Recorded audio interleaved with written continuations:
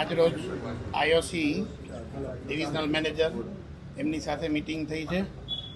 સપ્લાયની કોઈ જાતની ચિંતા કરવાની જરૂર નથી. સફિશિયન્ટ સ્ટોક છે.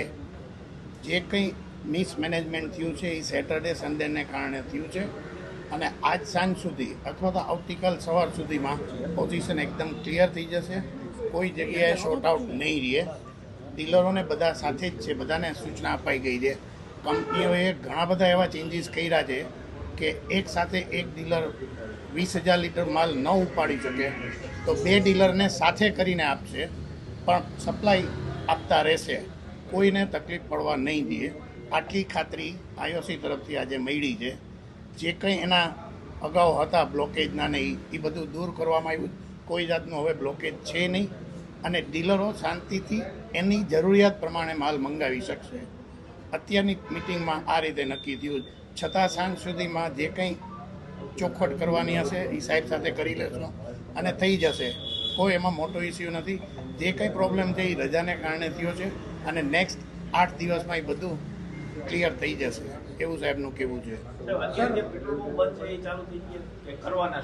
થઈ જશે. બધાને માલ મળતા સવારથી સાંજ પડશે. સવારે ગાડી ભરાય સાંજ સુધી ત્યાં પહોંચતા ટાઈમ લાગે એટલો જ ટાઈમ લાગશે. સફિશિયન્ટ સ્ટોક છે. નાયરા અમારામાં નથી આવતું. ઇન્ડિયન ઓઇલની હું વાત કરું છું. ઇન્ડિયન ઓઇલ પૂરતી વાત છે આ. Nayara is a private player. Indian Oil ગવર્મેન્ટની કંપની છે. 57% સ્ટેક ઇન્ડિયન ઓઇલનો છે. તે સૌથી વધારે છે. જેને કારણે સૌથી વધારે તકલીફ આઈઓસીમાં જ પડે છે. બીપીસી આઈઓસી આ બીપીસી અને એચપીસીની ટોટલ 43% છે સ્ટેક અને 57% આઈઓસીનો છે. જેને કારણે વધારે તકલીફ આઈઓસીમાં પડે છે. ક્રેડિટની ને કેશની ઇશ્યુ ના, કોઈ નથી. અત્યારે બધું કેશ ઓન ડિલિવરી જ છે અને એ 8 દિવસ પહેલાં જ બધા ડીલરોને કહેવાઈ ગયું છે અને ઓલ ઓવર ઇન્ડિયામાં આ કાયદો લાગુ પડે. રાજકોટ માટે નથી. હું ગુજરાતનો જનરલ સેક્રેટરી છું એટલે ગુજરાતની મને ખ્યાલ છે કે બધી જ જગ્યાએ કેશ ઓન ડિલિવરી છે. કોઈ જગ્યાએ ક્રેડિટ ફેસિલિટી અત્યારે અવેલેબલ નથી. જે દરેક ડીલરોને ખબર છે. ધીમનભાઈ, આપણે રાજકોટની અંદર પેટ્રોલ ડીઝલનો કેટલો જથ્થો, કેટલા દિવસનો જથ્થો ઉપલબ્ધ છે? સફિશિયન્ટ છે. કોઈ આમાં જથ્થાની કોઈ ચર્ચા હોતી જ નથી. સફિશિયન્ટ છે એટલે કે આવતા 30 દિવસ 45 દિવસ કોઈ દિવસ નક્કી નથી થઈ શકતા. બધું જ આધાર છે એ બધો તમને ખબર છે. અત્યારે યુદ્ધ ચાલી રહ્યું જેને કારણે કદાચ આગળ પાછળ થાય તો એ હવે પછી થાય.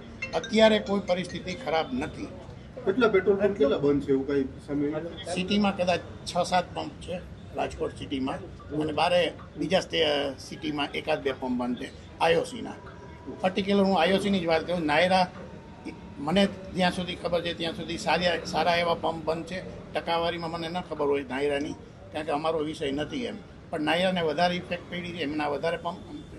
પણ આઈઓસીમાં અત્યારે આ પરિસ્થિતિ છે. લોકોને ખાસ અત્યારે કોઈ મારી એટલું જ કહેવાનું છે કે તેમની જરૂરિયાત મુજબનું પેટ્રોલ ડીઝલ મંગાવે.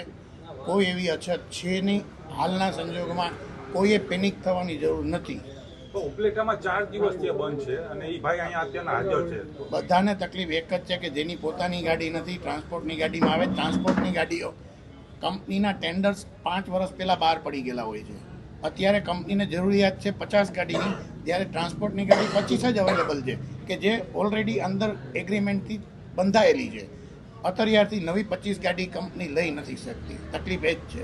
એને કારણે જે ડીલરોની પોતાની ગાડી નથી એમને માલ મેળવવામાં થોડો તકલીફ પડે છે.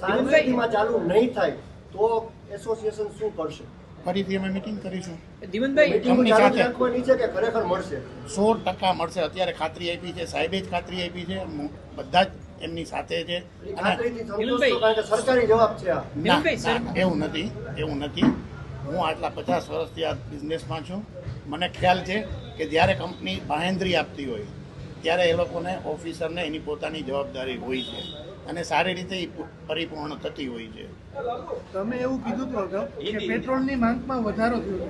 ડબલ માંગમાં વધારો થવાનું કારણ પહેલા 35 ટેન્કર જોતા હોય 70 તો ડબલ માંગ. એનું રીઝન તમને 2 વસ્તુ સમજાય દઉં. પેટ્રોલમાં પહેલી વસ્તુ એ કે પેટ્રોલમાં કોઈ તંગી નથી, નંબર 1.